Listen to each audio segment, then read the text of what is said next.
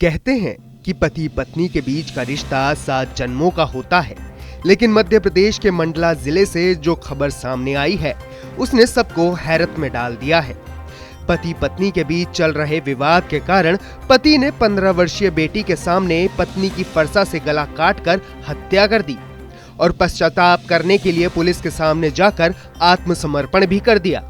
इस हत्याकांड का सबसे दर्दनाक पहलू ये था कि ये पूरी घटना उसकी 15 वर्षीय बेटी के सामने हुई थी। दरअसल ये पूरी घटना मंडला जिले के बिछिया थाना क्षेत्र का है, जहां 40 वर्षीय आरोपी बबलू राजपूत ने अपनी 38 वर्षीय पत्नी रोशनी राजपूत की फरसा से हत्या कर दी। पुलिस के अनुसार आरोपी बबलू राजपूत और उसकी पत्नी रोशनी राजपूत के बीच लंबे समय से पारिवारिक विवाद चल रहा था। रोशनी 2 साल से पति से अलग जबलपुर में रह रही थी, जबकि उनकी बेटी बबलू के साथ रहती थी।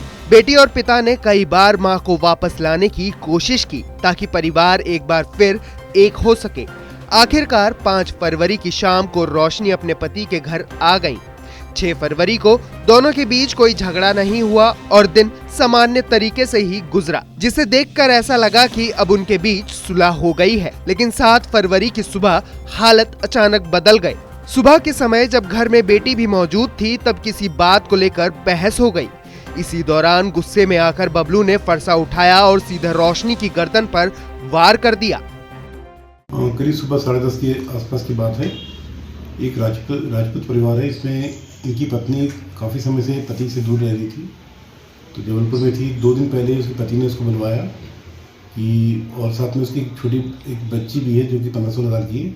इन लोगों ने कोशिश किया कि हम सब फिर से साथ में रहें और परिवार की जो स्थिति है, जो आपस में मतभेद है, इनको दूर करके फिर से हम एक साथ रह करके अपनी लाइफ को स्टार्ट करें।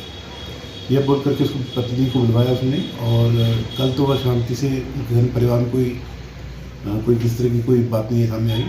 अचानक आज सुबह विवाद हुआ और फरसे से उसने उसका गला काट दिया। गिरफ्तार हो गया या सरेंडर कर दिया? मिल गया है, गिरफ्तारी हो गई है और जो साक्ष्य है वो सब संग्रहित किए जा रहे हैं। सिर्फ उससे पारिवारिक उनके कला है, व्यक्तिगत जो पारिवारिक उनके पैसे विवाद चल रहा था, पति पत्नी के जो सामान्य विवाद होते हैं वही विवाद बढ़ करके बड़े रूप में आ गए थे।